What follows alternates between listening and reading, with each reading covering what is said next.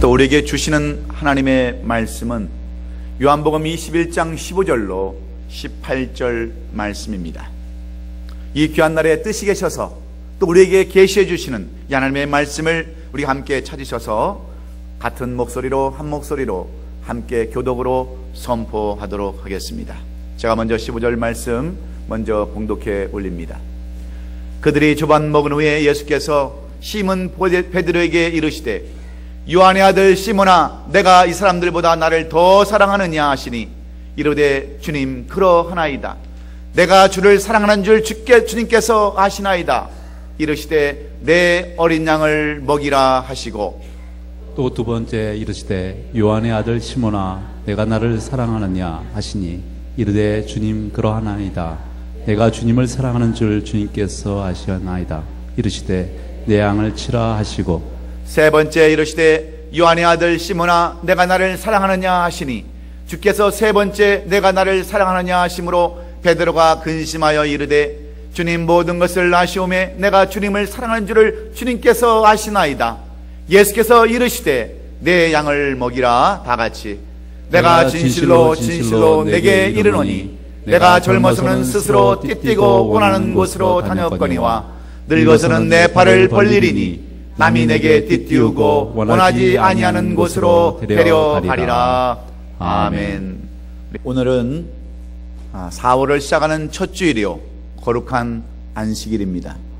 특별히 4월 세 달을 맞이해서 모든 나무들이 생동하는 이 4월의 계절에 오늘도 뜻이 계셔서 우리를 불러주시고 하나님 앞에 예배드리기 원하는 여러분 모두에게 우리 하나님의 예비하신 놀라우신 은혜와 축복과 평강이 오늘 이 자리에 참석한 여러분 모두에게 넘칠 수 있기를 주의 이름으로 축원합니다.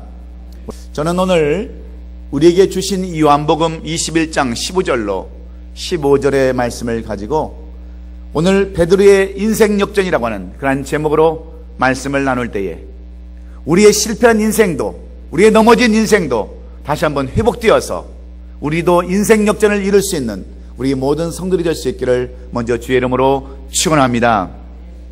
세계적으로 투구 경기가 가장 유명한 스페인에 어려서부터 투구사가 되고자 하는 꿈을 가진 한 소년이 있었습니다.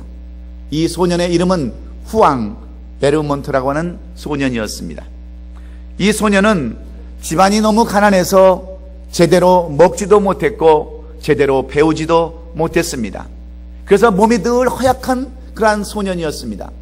그런데 이 소년이 투구사가 되려면 먼저 다리가 튼튼하고 먼저 이 가장 기본적인 체격이 조건이 되어야 되는데 이 소년은 잠시 꿈으로만 그 투구사의 꿈을 가질 수밖에 없었습니다.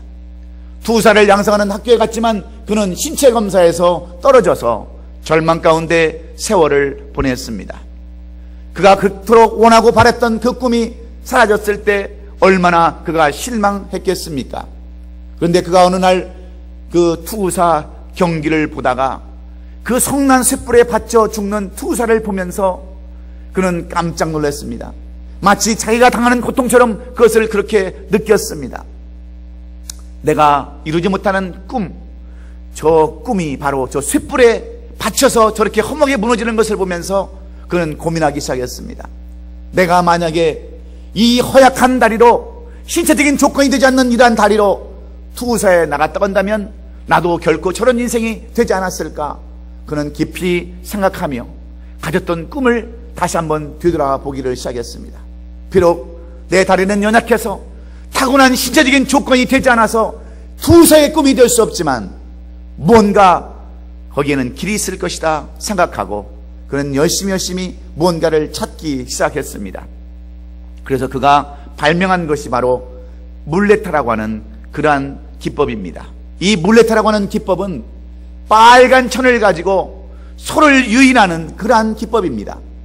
자기 자신은 다리가 연약해서 소를 뛰어넘을 수 없습니다. 공격해 오는 그 소를 뛰어넘을 수 없기에 그는 빨간 천을 가지고 소를 유인해서 정말 사람들이 열광하고 그토록 좋아하는 투구 경기를 그는 개발해서 그는 세계적인 투구사가 되었습니다.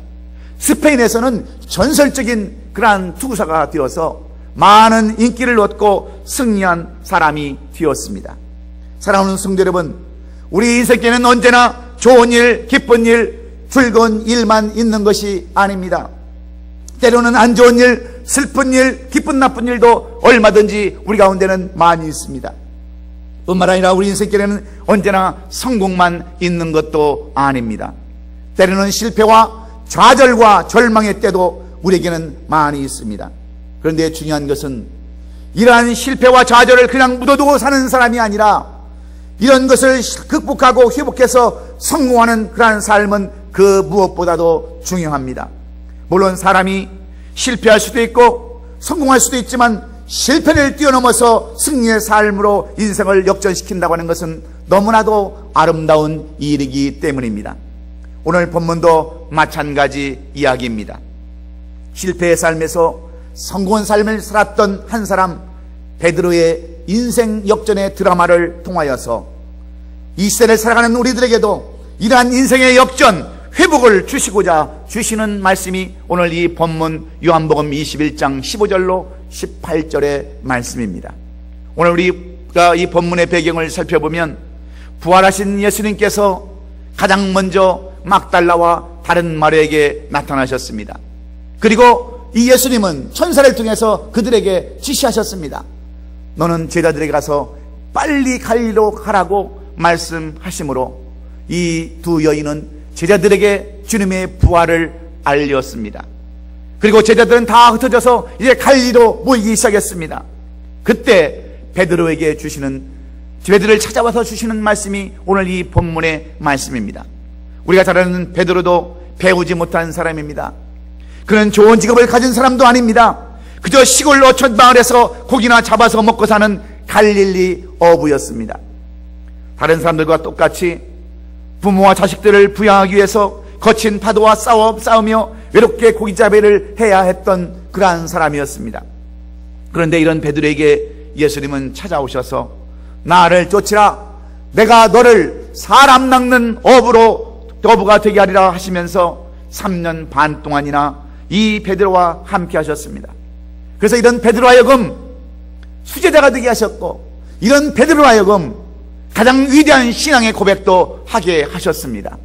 주는 그리스도시요 살아계신 하나님의 아들이로소이다 하는 이러한 위대한 고백 아래 오늘날 교회를 세우게도 하셨습니다. 그런데 이런 베드로 하여금 예수님은 또한 병도 고치게 하셨습니다. 귀신을 내어 쫓게도 하셨습니다. 기적과 이적도 나타나게 하셨습니다. 누가 보아도 베드로는 예수 안에서 보면 출세한 사람에 틀림이 없습니다. 갈릴리 시골 어촌에서 세상말로 정말 용이 된 사람이 바로 베드로였습니다. 그런데 오늘 본문에 보면 베드로는 더 이상 성공한 사람도 아닙니다. 본받을 만한 사람도 아닙니다. 완전히 실패한 인생, 믿음도 버리고 도망간 인생, 다시 그 옛날로 돌아가서 고기를 잡아야 하는 불쌍한 인생으로 오늘 성경은 이렇게 베드로를 소개해주고 있습니다. 여러분, 왜 베드로가 이러한 인생이 되었을까요?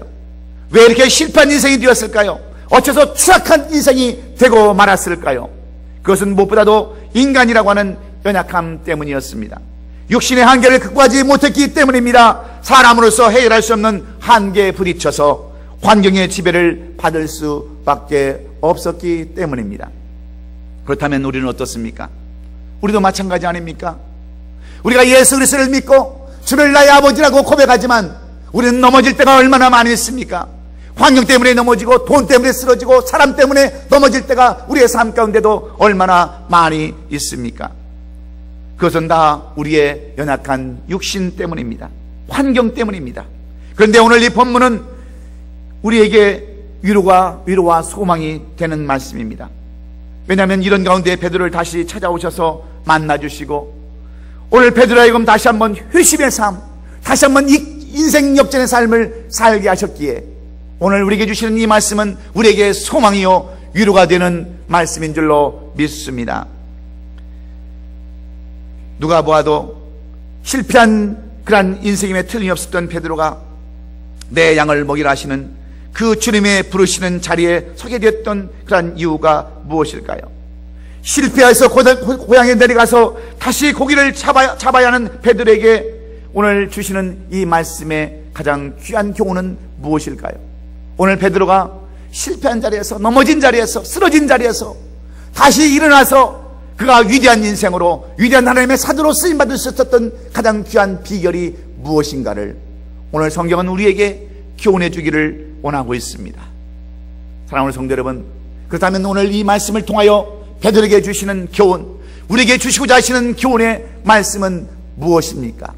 베드로가 어떻게 해서 그 실패한 자리에서 부활하여 영광 자리에 앉으신 예수님의 또 다른 제자, 다시 주님을 끝까지 쫓아가는 그러한 제자로 쓰임을 받았던 그 비결이 무엇인가를 우리가 통해서 우리도 교훈받고 이 시간 소망과 위로받는 저와 여러분 될 수 있기를 예수님의 이름으로 축원합니다. 그렇다면 이 베드로가 회복의 삶, 다시 인생 역전을 누릴 수 있는 승리의 삶을 살 수 있었던 첫 번째 비결이 어디에 있습니까? 첫째는 이 베드로가 예수님의 그 크신 사랑을 다시 한번 재확인했기 때문인 줄로 믿습니다. 베드로는 예수님의 변치하시는 사랑을 다시 한번 확인한 후에야 비로소 자신의 상하명을 발견하게 되었습니다. 베드로는 예수님께서 십자가에 달리신 후에 그의 믿음도 신앙도 다 잃어버리고 말았습니다. 그리고 고향 갈릴리로 내려가서 또다시 고기를 잡아야만 했습니다. 3년 반 동안 다 내려놨던 그러한 어부일을 다시 시작해야 하는 이 베드로의 삶이 여러분 어떤 삶이었겠습니까? 다 버리고 다 놓았던 그 직장, 그 직업을 다시 시작해야 하는 이 베드로의 삶은 이름 그대로 고역이었을 것입니다. 힘들었을 것입니다. 아무 기쁨도 아무 소망도 없이 그저 빈 그물만 씻고 있을 이 베드로의 모습을 여러분 한번 상상해 보십시오. 무슨 기쁨이 있었겠습니까? 그물을 내려도 고기 한 마리 잡지 못했다고 오늘 성경은 그렇게 말씀하고 있는데, 밤새도록 수고하고 그물을 내렸지만 빈 그물을 걷어 올렸던 이 베드로의 심정을 여러분 한번 생각해 보세요. 얼마나 지치고 얼마나 배고프고 얼마나 힘들었겠습니까? 여러분, 우리의 삶이 그런 인생 아닙니까? 열심히 노력합니다. 최선을 다해서 사업도 하고 비즈니스도 합니다. 그런데 올라오는 것은 아무것도 없습니다. 빈 그물만 가득합니다. 그럴 때 낙심한 이 베드로를 향하여 들려오는 음성이 있었습니다. 내 우편에 그물을 던지라 하시는 그 음성을 듣고 베드로는 마지못해서 이제 자기 자신을 다 포기하고 그물을 던져내립니다. 그러나 이게 웬일입니까? 그물에는 정확히 성경에 153마리의 물고기가 잡혔다라고 그렇게 기록이 되어져 있습니다. 여러분, 그뿐만입니까? 예수님께서는 이미 숯불에 구운 떡과 생선을 준비해 놓으시고 베드로를 부르시면서 조반을 먹으라고 부르셨습니다. 지친 베드로에게 와서 조반을 먹으라 오늘 말씀하시면서 예수님은 베드로에게 필요한 부족을 채워주시면서 오늘 본문 15절에 기록된 대로 요한의 아들 시몬아, 내가 나를 이 사람들보다 더 사랑하느냐 물으셨습니다. 사랑하는 성도 여러분, 이 물음은 어떤 물음일까요? 이 물음은 우리에게 무엇을 여러분 말씀해 주기를 원하시는 그러한 물음이십니까? 지금까지 은혜를 저버리고 배신한 베드로를 찾아오셔서 당장의 필요를 채워주신 예수님은 손수 준비하신 밥상 위에서 조반을 먹는 베드로에게 야, 이 염치 없는 놈아, 이 은혜를 모르는 놈아, 이 의리도 없는 놈이라고 책망하시도 않았습니다. 그를 핀잔하시도 않았습니다. 도리어 나는 너를 이렇게 사랑해서 찾아왔는데 너는 나를 사랑하느냐 물으셨습니다. 이 말씀은 나는 내가 배신한 것도 안다, 네가 나를 저주한 것도 안다, 그러나 나는 너를 끝까지 사랑한다, 너는 어떠냐 물으시는 예수님의 물음을 우리가 발견해야 합니다. 이 말씀에 그동안 얼어붙었던 베드로의 마음이 녹아내려지기 시작합니다. 부끄럽고 죄스럽던 그 마음도 사라지기 시작합니다. 그를 사랑했던 예수님의 그 사랑에 이제 사도 베드로의 마음이 점점 감동을 받기 시작합니다. 몸둘 바를 모릅니다. 그래서 그는 이렇게 고백합니다. 주여, 그러하이다. 내가 주를 사랑한 줄 주께서 아시나이다. 이렇게밖에 고백할 것이 없었습니다. 지금까지 베드로는 예수님을 사랑하지 않은 것이 아닙니다. 주님을 사랑했지만 그는 환경 때문에, 육신 때문에, 연약함 때문에 예수님의 사랑을 잃어버리고 놓쳐버릴 수밖에 없었습니다. 그러나 예수님의 사랑은 그 육신의 한계와 연약함을 뛰어넘는 놀라운 사랑의 능력이 있었습니다. 그 예수님의 놀라운 사랑을 이 베드로가 재확인하고 그것을 발견했을 때 그는 비로소 그의 모든 무거운 마음이 다 사라지고, 죄악이 사라지고, 그의 자존심이 사라지고, 그의 모든 수치가 다 사라지고, 그런 새로운 인생이 시작되었음을 성경은 우리에게 가르쳐주고 있습니다. 사랑하는 성도 여러분, 우리는 어떻습니까?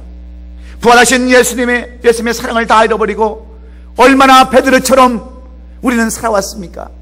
내가 예수를 믿는다고 사명을 받았지만 우리는 그 사명을 다 잃어버리고 얼마나 세상을 향해서 나가 살았습니까? 주일도 제대로 지키지 아니하고 말씀도 제대로 지키지 아니하고 우리는 베드로처럼 그렇게 실패한 인생으로 살았습니다. 그러나 중요한 것은 이러한 우리를 버리지 아니하시고 모른 채 아니하시고 책망하지 아니하시고 이 시간도 우리를 찾아오셔서 그 예수님의 사랑을 우리에게 보여주시는 그 예수님을 여러분 만날 수 있기를 주의 이름으로 축원합니다. 실패의 가장 큰 고통은 자신의 무능함이 아닙니다. 자신의 연약함도 아닙니다. 주위에서 오는 반응이 가장 큰 고통입니다. 자기 자신은 자포자기한 인생일지라도, 실패한 인생일지라도 누군가의 위로자가 있고 누군가가 보호자가 있다고 한다면 그 사람은 얼마든지 다시 일어날 수가 있습니다. 베드로도 마찬가지였습니다. 자신을 아직까지 살아오고 계시는 그 예수님을 다시 만나는 순간 그는 예수님 앞에 완전히 엎드려지고 말았습니다. 그러므로 실패했다고 넘어지고 쓰러졌다 할지라도 여전히 우리를 다시 찾아오시는 그 예수님의 사랑, 그 예수님의 사랑을 다시 한번 발견하시고 깨닫고 그 주님을 붙드시는 저와 여러분이 될 수 있기를 예수님의 이름으로 축원합니다. 누가복음 15장에 나오는 그 잃어버린 비유를 통해서, 아들을 잃어버린 그 비유를 통해서 예수님은 그 아버지의 심정을 우리에게 말씀해 주셨습니다. 아버지를 배반하고 아버지의 분깃을 미리 찾아서 밖에 나갔던 그 아들이 모든 것을 다 잃어버리고 거지가 되었을 때 이 아들은 아버지의 옛사랑을 기억했습니다. 우리 집에 가면 품꾼들이 배는 굴지 않을 텐데 내가 차라리 아버지 집에 들어가서 품꾼이라도 하겠다라고 집으로 돌아오고 있었을 때에 아버지는 미리 아들이 언제 돌아올지도 모르지만 그 상거가 먼데도 불구하고 그 문에서 기다리는 아버지의 마음을 여러분은 아십니까? 오늘 주님은 마찬가지입니다. 우리가 오늘도 세상 밖에서, 세상 내에 나가서 쓰러지고 넘어지는 삶을 살았다 할지라도 우리 주님은 오늘도 여러분을 기다리시고 사랑으로 여러분을 감싸시기를 원해서 오늘도 문 앞에서 기다리심을 우리는 알아야 합니다. 그것이 바로 누가복음 15장에서 아버지의 심정을 우리에게 전해주시는 우리 예수님의 비유의 말씀입니다. 사랑하는 성도 여러분, 넘어지셨습니까? 쓰러지셨습니까? 실패했습니까? 좌절하고 낙담하여서 믿음까지도 다 잃어버렸습니까? 오늘도 여러분은 우리를 찾아오시는 그 주님, 수고하고 무거운 짐자들아 다 내게로 오라, 내가 너희를 편히 쉬게 하라 약속하신 그 주님의 사랑을 기억하심으로 다시 한번 주님 앞에 돌아올 수 있는 저와 여러분이 되시기를 예수님의 이름으로 축원합니다. 두 번째로, 오늘 이 베드로가 인생의 역전을 이뤘었던 두 번째 비결이 무엇입니까? 그는 용서의 기회를 놓치지 않았기 때문입니다. 베드로는 비록 실패해서 예전의 삶으로 돌아갈 수밖에 없었지만 그는 다시 회복하여서 또다시 배와 그물을 버려두고 나를 따르라 하시는 예수님을 따라서 마지막까지 사명을 감당한 이 베드로를 오늘 성경은 우리에게 말씀해 주고 있습니다.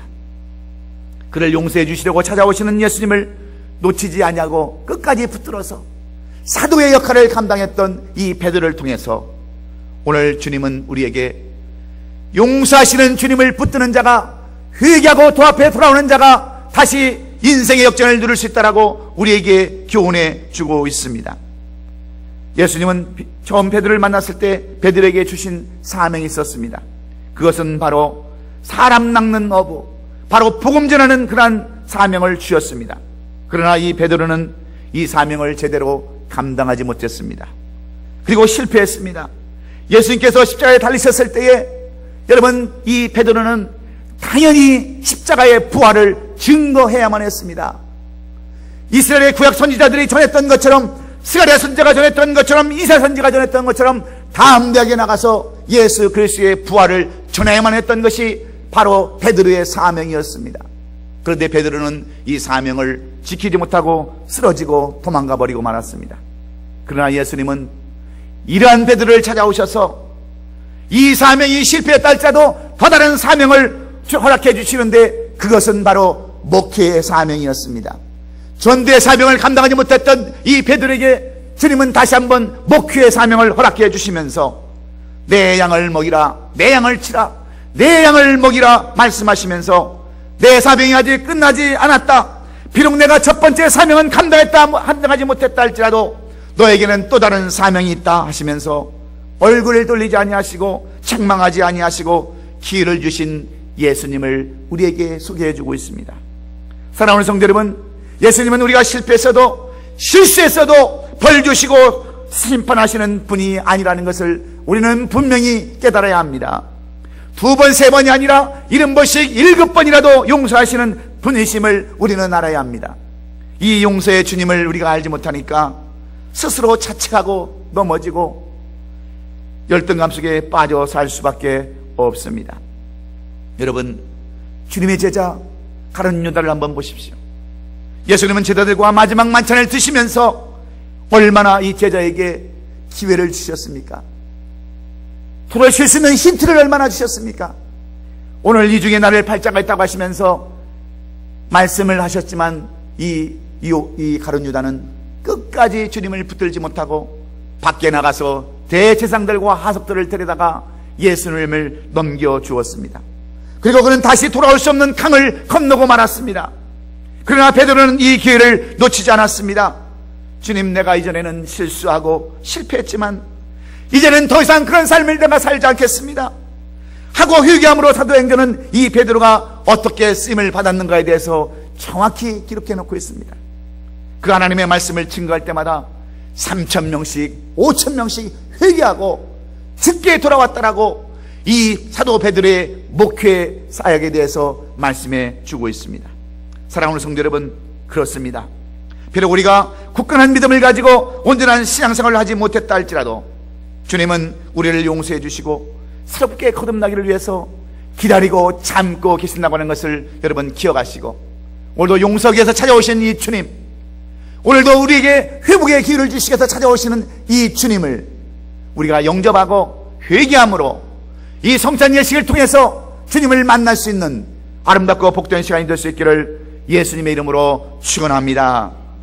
마지막으로 이 베드로가 실패한 인생에서 승리하는 인생으로, 좌절된 인생에서 기쁨의 인생으로 그 인생을 바꿀 수 있었던 마지막 비결이 무엇입니까? 베드로는 그의 모든 것을 주님 앞에 맡겼기 때문입니다. 베드로는 지금까지 자신의 생각대로 살았습니다. 자신의 경험대로 살았습니다.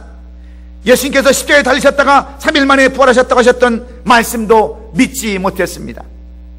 구약의 선지자들의 예언의 말씀도 그는 다 믿지 않았습니다. 3년 반 동안이나 예수님을 따라다니면서 이 베드로가 본 것이 무엇입니까? 우리 주님께서 행하신 그러한 기적을 다 보았던 사람이 베드로 아닙니까? 귀신을 내어쫓고 병자를 고치시며 죽은 자를 살리시고 기적과 이적을 베풀었던 그 주님을 똑똑히 보았던 사람, 가장 가까이서 보았던 사람이 베드로 아니었습니까? 그런데 베드로는 오늘 이 본문에 보면 어떤 사람으로 나타납니까? 연약한 육신 때문에, 그리고 환경 때문에 모든 것을 다 잃어버렸던 그러한 베드로를 우리에게 보여주고 있습니다. 그러나 예수님을 만나고 그는 자신의 모든 것을 다 내려놓습니다. 세상적인 모든 것을 다 버려버립니다. 철저하게 낮아짐으로 그는 회복되어졌고 인생이 역전되는 삶을 살게 되었습니다. 그 말씀이 오늘 본문 18절의 말씀입니다. 내가 진실로 진실로 내게 이르노니 내가 젊어서는 스스로 띠뛰고 원하는 것으로 다녔거니와 늙어서는 내 팔을 벌리리니 남이 내게 띠뛰우고 원하지 아니하는 곳으로 데려가리라. 여러분, 무슨 말씀입니까? 지금까지는 내 마음대로 내 뜻대로 살아왔지만 이제부터는 내가 너를 주관하고 내가 너를 간섭할 것이다.